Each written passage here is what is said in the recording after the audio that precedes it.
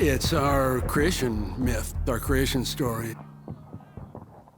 It tells us who we are, where we came from, what our forebears believed, and what they were willing to die for. That's the most profound question any people can ask themselves.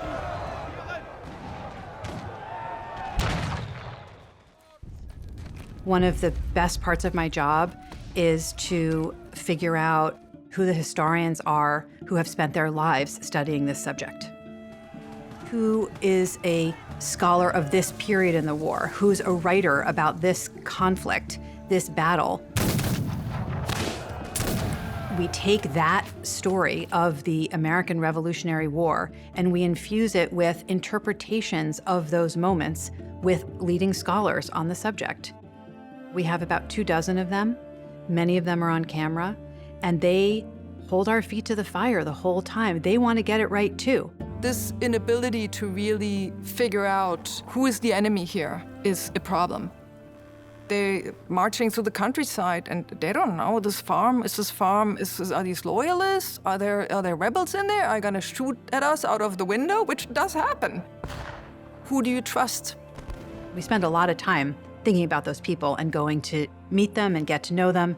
And then we build a board of advisors. Some of them are on camera, some of them are behind the camera, some of them do both. And they're with us all the way, from the first drafts of the scripts till the locked shows are fact-checked.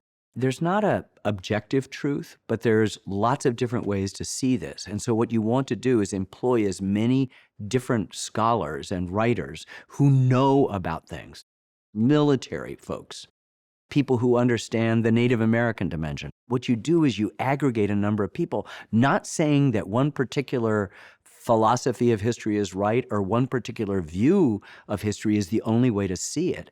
You allow a story to have many different perspectives. Throughout, it's very visceral, and I think the quotes were all great. I liked seeing the Aiken episode, but I think you want to reconsider sticking it between Fort Washington and Fort Lee Fallen. So I think it'll go well in episode 1. It's a breadcrumb for what you do here. Yes, and there is a good reason, therefore, to use it. But I thought, Maya, that we got to it a little bit too soon. Part of what happens in the years before the American War is that liberties are kind of broken out of a national context. These are not English liberties. These are transcendent liberties.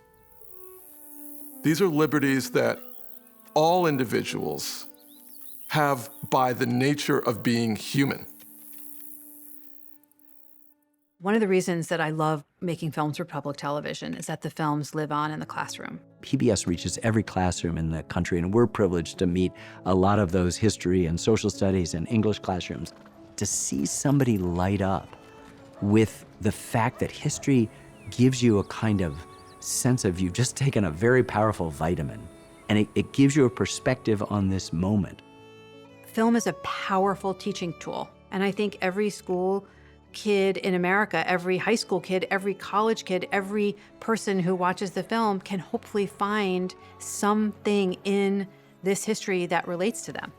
I don't know a greater teacher than history. It tells you where we've been in order to figure out where you are, in order to know where you're going.